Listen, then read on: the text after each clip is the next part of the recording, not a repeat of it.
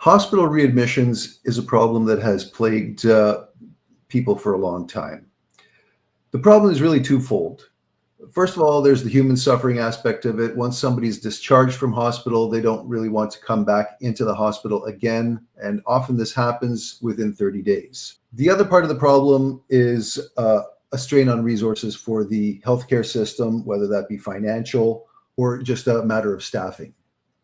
So at SweetHogs, what we've tried to do is create a system that is going to predict the likelihood of any given patient being readmitted to hospital. And we've taken into consideration a lot of different factors. What we ended up doing is creating this application that is really meant for healthcare professionals to be able to log into and track their patients. So first, I'm going to start by logging in with an email and password. And again, multi-factor authentication, any other sorts of security is possible as well.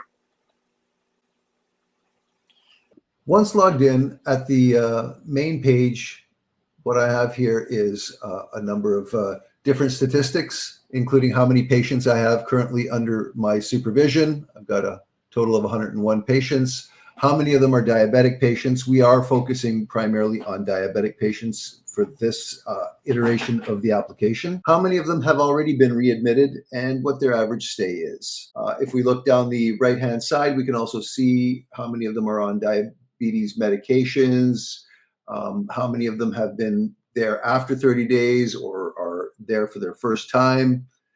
We have a gender distribution and an age distribution as well, including a number of key statistics along the bottom. Now, if we switch over and we take a look at the actual patients, we come up with a simple list. Now, we can take a look at this list. We can filter it by age, gender, medical information, and we have these all in the various columns. And we also have how long they've been in hospital by time. So up here in the patients, the all patients, what I'm going to do is take a look and see if I want to filter it by high-risk patients or how many patients I want to show per page. Is going to depend on your monitor size. Now, for any given patient, if I bring them up over on the actions side, I can actually hit the predict button. So we have here for this patient, we have a confidence score of 62%. So basically, this patient has a 62% likelihood of being readmitted to hospital within 30 days once discharged. Now, the reasons are given as contributing factors: high readmission risk detected. So why? There are several different risk factors identified. And the recommendation is that close monitoring of this patient is needed. Recommendation further goes on in the blue bubble there, showing the reasons. So there's multiple diagnoses. This patient has several different medical issues. They're on 16 different medications, including medications for diabetes with insulin adjustment. So they are going to require strong post-discharge care. Now, this information can be saved to their record, or it can be discarded. Now, here we've also brought up a medical readmission risk assessment report. This is a little bit more detail. It's going to give us information on that particular patient, what age group they're in, gender, how long they've been in hospital, what admission type they have, and so on. We can scroll down the list a little bit here and see just exactly what they've been doing and what really comes up with that 62% readmission score. Further down the report, we have, I guess, a breakdown here that shows that they are just on the cusp of being a high-risk patient. So they probably warrant a fair bit of supervision already, maybe above the average amount. Certainly, if they went any higher into the risk category, then they would require bigger ones. And lastly, at the bottom, we've also generated some medical insights using an AI. Now, this is not necessarily meant to be actual medical advice because we've got that disclaimer down below. But this just sort of shows what we can do with a highly trained large language model, especially if it understands medical terms and it can actually dispense medical advice in the future.